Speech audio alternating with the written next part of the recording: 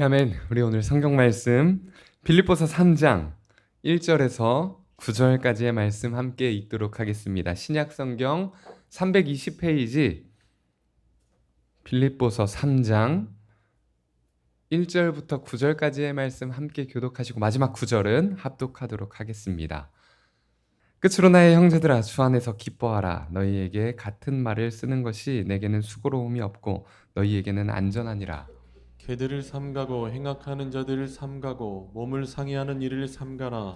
하나님의 성령으로 봉사하며 그리스도 예수로 자랑하고 육체를 신뢰하지 아니하는 우리가 곧 할례파라. 그러나 나도 육체를 신뢰할 만하며 만일 누구든지 다른 이가 육체를 신뢰할 것이 있는 줄로 생각하면 나는 더 그러하리니. 나는 8일 만에 할례를 받고 이스라엘 족속이요 베냐민 지파요 히브리인 중에 히브리인이요 율법으로는 바리새인이요 열심으로는 교회를 박해하고 율법의 의로는 흠이 없는 자라. 그러나 무엇이든지 내게 유익하던 것을 내가 그리스도를 위하여 다 해로 여길 뿐더러 또한 모든 것을 해로 여김은 내 주 그리스도 예수를 아는 지식이 가장 고상하기 때문이라. 내가 그를 위하여 모든 것을 잃어버리고 배설물로 여김은 그리스도를 얻고. 함께 읽겠습니다. 그 안에서 발견되려 함이니 내가 가진 의는 율법에서 난 것이 아니요 오직 그리스도를 믿음으로 말미암은 것이니 곧 믿음으로 하나님께로부터 난 의라. 아멘.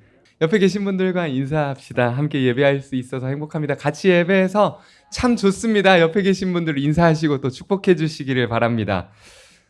네. 기사를 보니까 어제부터 전국적으로 장마가 시작됐다고 합니다.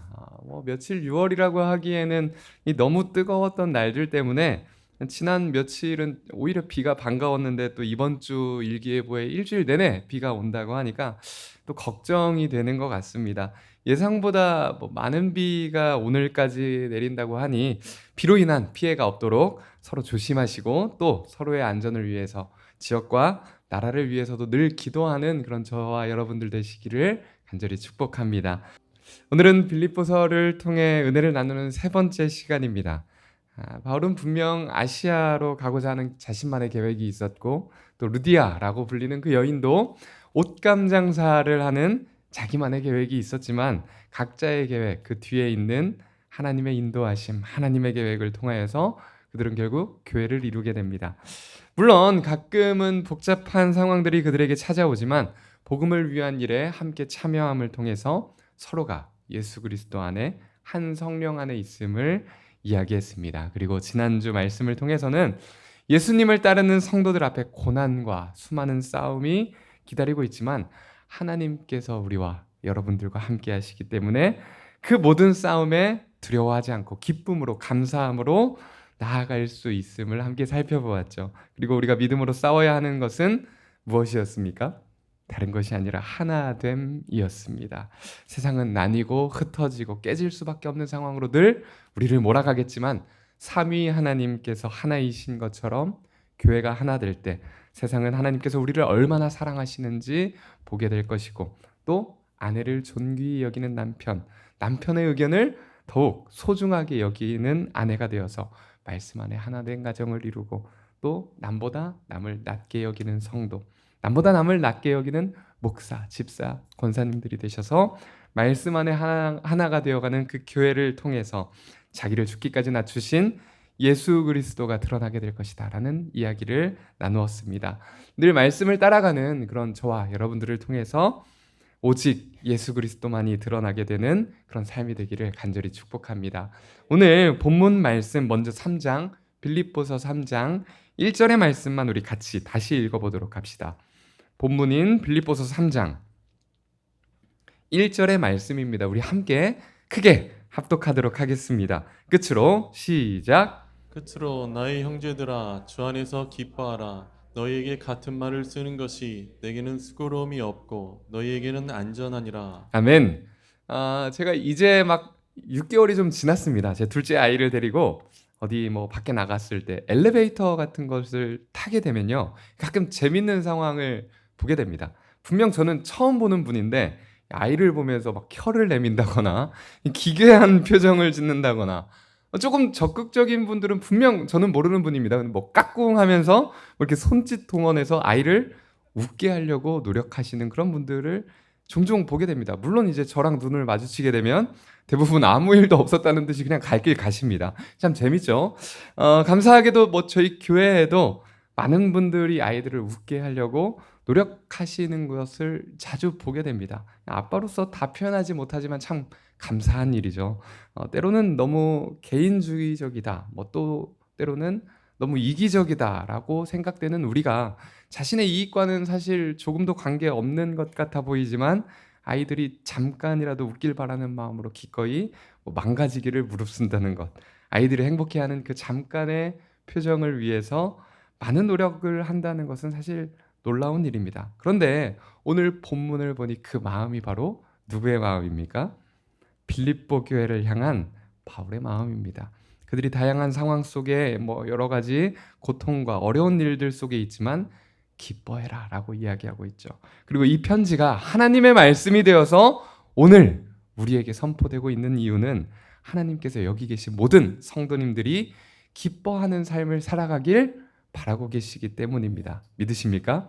하나님께서는 제가 엘리베이터에서 만난 그 아저씨보다 저와 여러분들이 기뻐하고 행복한 삶을 살아가기를 원하십니다. 그러니 옆에 계신 분들을 보면서 좀 더 엄격한 말투로 권면해 주시기를 바랍니다. 기뻐합시다. 행복해 합시다. 행복하셔야 합니다. 권면하시기를 바랍니다. 그런데 오늘 본문을 조금 자세히 살펴보니 그 기쁨에는 아주 중요한 추가적인 조건이 붙어 있습니다. 무엇입니까? 바로 주 안에서입니다. 오늘 본문뿐만이 아닙니다. 빌립보서 4장 4절의 말씀에서도 동일한 이야기를 하고 있는데 우리 함께 찾아서 읽어볼까요? 빌립보서 바로 뒤에 본문 뒤에 이어지는 말씀이죠. 4장 4절의 말씀입니다.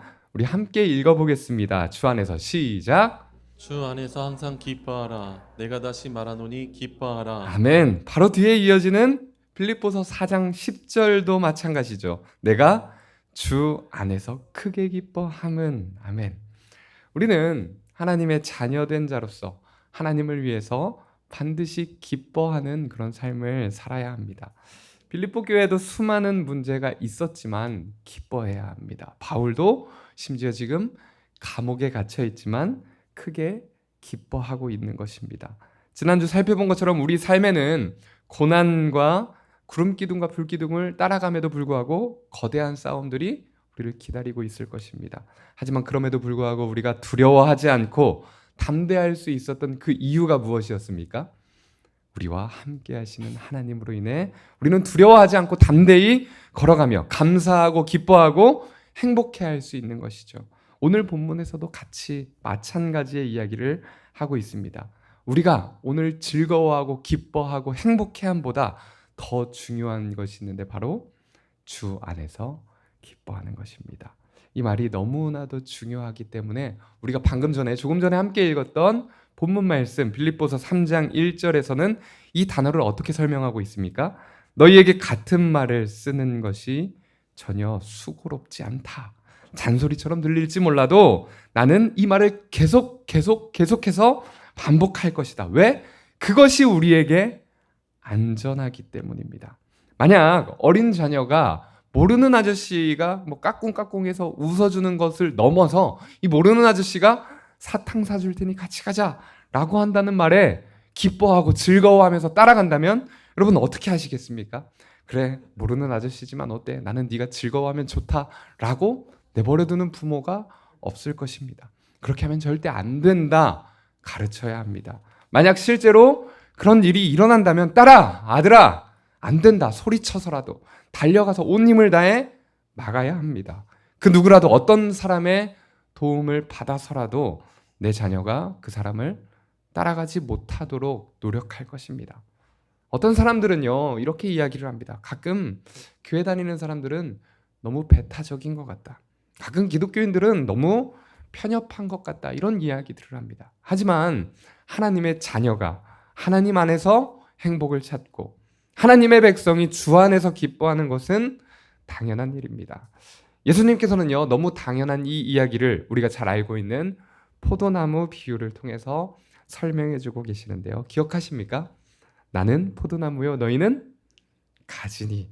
우리를 포도나무 가지로 표현하시면서 나무에 붙어 있는 가지는 많은 열매를 맺고 충만한 기쁨을 누린다라고 말씀하십니다. 우리 요한복음 15장의 말씀을 함께 찾아서 읽어보도록 하겠습니다. 내가 아버지의 계명을 지켜 그의 사랑 안에 거하는 것 같이 너희도 내 계명을 지키면 내 사랑 안에 거하리라. 내가 이것을 너희에게 이름은 내 기쁨이 너희 안에 있어 너희 기쁨을 충만하게 하려 함이라. 아멘. 하나님 안에 거한다는 것. 가지가 포도나무에 붙어 있다라는 것은 무엇을 의미합니까? 우리가 말씀 안에 거하는 것입니다. 우리가 예배하고 또 하나님의 말씀을 예배를 통해서 듣고 그 말씀에 순종하려 노력하며 살아가는 것이 말씀 안에 거하는 것이고 하나님 안에 포도나무에 붙어 있는 삶을 살아가는 것입니다. 그리고 그것이 바로 하나님의 사랑 안에 거하는 것입니다. 그리고 우리가 그 사랑 안에 거하게 되면 하나님의 말씀 안에 거하며 그 말씀에 순종하는 삶을 살아가게 되면 하나님께서는 우리가 반드시 하나님의 기쁨이 무엇인지 알게 될 것이다 약속하십니다. 그리고 심지어 거기에서 끝나는 것이 아니라 너희 기쁨이 어떻게 해요? 충만하게 된다라고 이야기하십니다. 그런데 만약 자녀된 우리가 하나님 아버지를 떠나 살게 된다면 가지가 나무를 떠나 살아가게 된다면 어떻게 되겠습니까? 바로 앞에 있는 요한복음 15장 6절의 말씀입니다. 같이 읽어봅시다. 사람이 시작. 사람이 내 안에 거하지 아니하면 가지처럼 밖에 버려져 마르나니 사람들이 그것을 모아다가 불에 던져 사르느니라. 아멘. 지금 당장은 다른 아저씨가 주는 사탕이 맛있어 보일 수도 있습니다. 세상의 즐거움, 육신의 정욕을 따라가는 것이 가끔은 괜찮아 보이기도 합니다. 그런데 그 결말이 무엇이다 라고 이야기하고 계십니까? 가지처럼 밖에 버려져 마르게 된다. 당장은 꽃이 가지에서 나무에서 떨어져도 당장은 살아있어 보입니다. 여기 앞에 보시면 꽃이 많이 꽂아 있죠. 그렇죠? 그런데 어때요? 사실 이 꽃은 조금 시간이 지나면 잠깐의 때가 흐르고 나면 마를 수밖에 없게 됩니다. 어떤 사람들은 우리가 기쁘고 행복하게 할 것들이 세상에 참 많다라고 이야기합니다. 또 어떤 사람들은 우리를 향해 너희들이 가는 그 길은 너무 좁고 협착해서 그곳에서 너희들의 행복을 찾을 수 없다라고도 이야기합니다. 우리의 대적 마귀는 어떻습니까? 십자가의 길에는 오직 고통과 고난뿐이라고 우리를 속이려 합니다. 예수님을 향해서도 그 십자가에서 내려오면 우리가 믿겠다 조롱하게 했습니다. 하지만 성도 여러분, 그럼에도 불구하고 주 안에서 기뻐하시기를 바랍니다. 하나님의 말씀 안에는 영원한 생명이 있고 그 말씀 안에는 세상 그 누구도 줄 수 없는 놀라운 사랑이 있고 우리가 그 사랑 안에 머물게 될 때 우리는 그 어느 곳에서도 경험할 수 없는 기쁨으로 반드시 충만하게 될 것입니다. 오직 주 안에서 기뻐하는 세상 그 누구도 줄 수 없는 기쁨으로 충만한 저와 여러분들이 되시기를 간절히 축복합니다. 계속해서 오늘 본문은요, 우리가 주 안에서 기뻐할 수 있는 안전한 방법을 한 가지 설명해 주고 있는데요. 본문 빌립보서 3장 2절과 3절의 말씀만 우리 계속해서 함께 읽어보도록 하겠습니다. 개들을 삼가고 행악하는 자들을 삼가고 몸을 상해하는 일을 삼가라. 하나님의 성령으로 봉사하며 그리스도 예수로 자랑하고 육체를 신뢰하지 아니하는 우리가 곧 할례파라. 아멘. 지난주의 말씀을 통해서 빌립보 교회에 한 가지의 문제가 있음을 우리가 함께 살펴보았습니다. 기억하십니까?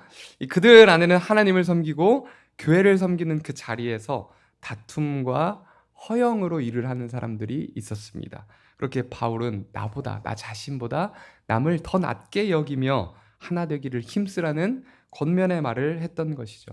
그런데 오늘 본문을 통해 살펴보니 내부의 문제뿐만 아니라 외부로부터 시작된 하나의 문제가 더 있음을 알 수 있는데요. 표준 세번역으로 제가 읽어드리면 조금 더 쉽게 이해가 되실 것 같습니다. 제가 빌립보서 3장 2절의 말씀을 표준 세번역으로 읽어드리겠습니다. 개들을 조심하십시오. 악한 일꾼들을 조심하십시오. 할례를 주장하는 사람들을 조심하십시오. 사도 바울이 지금 빌립보 교회를 향해 개 혹은 악한 일꾼이라고 표현하는 사람들이 무엇을 주장하고 있습니까? 할례를 주장하고 있는 할례파가 교회 안에 찾아오기 시작한 것입니다. 분명 빌립보의 사람들은 바울을 통해 하나님의 말씀을 들었고 예수 그리스도의 안에, 그 안에, 주 안에 머물며 복음에 동참하는 삶을 살아가고 있었습니다. 그런데 몇몇 사람들이 그들에게 찾아와 이야기를 하는 것입니다. 야, 네가 예수님을 믿는다고 말하고 전도도 열심히 하고 있지만 할례를 받지 않으면 천국에 갈 수 없어. 이런 이야기를 하는 것이죠. 또 할례파라고 불리는 사람들의 이야기를 들은 몇몇의 성도들은 그들의 말을 따라서 할례를 받고 다시 찾아와서 말하기 시작합니다.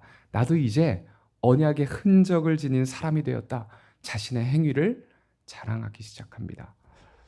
교회는 늘 안팎의 문제들이 동시다발적으로 일어나는 것 같습니다. 지금의 교회도 마찬가지죠. 여전히 비슷한 질문과 문제들이 우리 교회와 신앙의 여정 가운데 불쑥불쑥 찾아오곤 합니다. 우리는 이러한 상황들에 어떻게 대답을 해야 할까요? 시대가 바뀌고 또 시대가 변화하는 이 다양한 상황 속에서 그 문제들은 늘 새롭게 우리를 찾아옵니다. 몇 번 광고를 통해서 설명드려서 많이 아실 것 같은데 요즘 제가 이 오전 예배에 설교하는 이 설교 영상을 유튜브와 인스타그램에 계속 올리고 있습니다. 우리 강 집사님 또 그리고 또 다른 몇몇 분들께서 함께 수고해 주셔서 매주 촬영된 영상을 짧게 편집해서 거의 매일 올리고 있는 것 같습니다. 뭐 교회를 위해서 복음을 위해서 애써 주셔서 이 자리를 비롯해서 감사의 말씀드리겠습니다. 그런데 얼마 전에 한 분이 이 영상 중 하나에 이런 댓글을 다셨습니다. 뭐 가감없이 말씀드리자면 이런 내용입니다. 뭐 설교들을 제가 설교한 것들을 쭉 살펴봤는데 구체적, 실천적 언어가 더 많이 사용되어져야 할 것 같습니다. 제가 너무 추상적 혹은 성경적 언어를 너무 많이 사용한다라고 적혀 있었습니다. 거기에 댓글을 작성하신 분이 또 추가로 그 원인까지 자기가 추측해서 적어주셨는데 아마 설교를 하고 있는 제가 사회적인 경험이 부족해서 그런 것 같다라고 말씀을 하셨습니다. 뭐 제가 뭐 나름 뭐 이렇게 또 CBS에서 뭐 라디오도 하고 많은 사역지들을 경험함을 통해서 웬만한 악플이 달려도 제가 뭐 웃어 넘길 만한 나름의 담력이 있는 사람입니다. 그런데 제가 아끼고 또 사랑하는 우리 교회 이름으로 올라가는 영상인데 저를 오해하게 하면 안 될 것 같아서 제가 그분께 댓글을 달았습니다. 제가 뭐 작지만 사회적 기업 법인 대표이사의 경력도 있고 이력도 있고 또래 다른 목회자들에 비해 사회 경험이 적지 않습니다. 하지만 교회에 저와는 비교할 수 없는 저와 비교할 수 없을 정도로 대단한 어른들이 참 많이 계시기 때문에 감히 제 경험을 통해 설교하고 싶지 않아서 그런 언어들을 사용하는 것입니다라고 이렇게 댓글을 달았습니다. 그랬더니 뭐 답이 없으시더라고요. 답을 주셨으면 좋겠는데 혹시 오늘 영상을 보신다면 주시면 좋겠습니다. 그런데 빈말이 아니라 제 진심입니다. 제가 아무리 많은 경험을 했다 한들 여기 계신 한 분 한 분의 삶의 앞에 뭐 교훈을 줄 만한 그런 경험이 어디 있겠습니까? 뭐 그러니 저는 가장 특별하지 않은 뭐 경험, 뭐 저에게는 굉장히 특별한 아빠로 살아가는 경험, 뭐 아이들과 함께하는 이야기 정도로만 설명을 부가적으로 하는 것뿐이죠. 하나님의 말씀이 아니었다면 여기 계신 분들 앞에 서서 뭐 이야기할 만한 사람도 아니었을 뿐더러 그 어떤 가르침을 줄 만한 자격이 있는 사람도 아닙니다. 그러니 제가 성경적으로 표현할 수밖에 없는 것이죠. 아니 사실 말씀을 읽는 것 그대로 설명하는 것 외에는 제가 할 수 있는 게 없습니다. 아마 바울도 동일한 마음이었을 것입니다. 그렇기 때문에 오늘 본문을 살펴보면 이런 변명을 구구절절 하고 있는 것이죠. 바로 뒤에 이어지는 빌립보서 3장 4절에서 6절 말씀 우리 함께 읽어봅시다.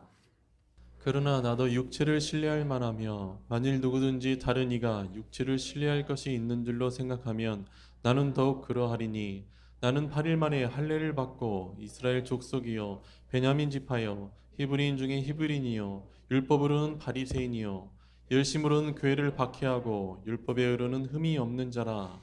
아멘. 할례가 그렇게 중요하다면 나는 태어난 지 8일 만에 할례를 받았다. 믿음의 가문이 그렇게 중요하다면 나는 이스라엘 족속이고 베냐민 지파다.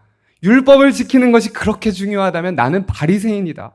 열심과 열정이 중요하다면 나는 내 신념을 위해서 누군가를 죽이는 일도 서슴지 않는 그런 사람이었다라고 이야기를 하고 있는 것이죠.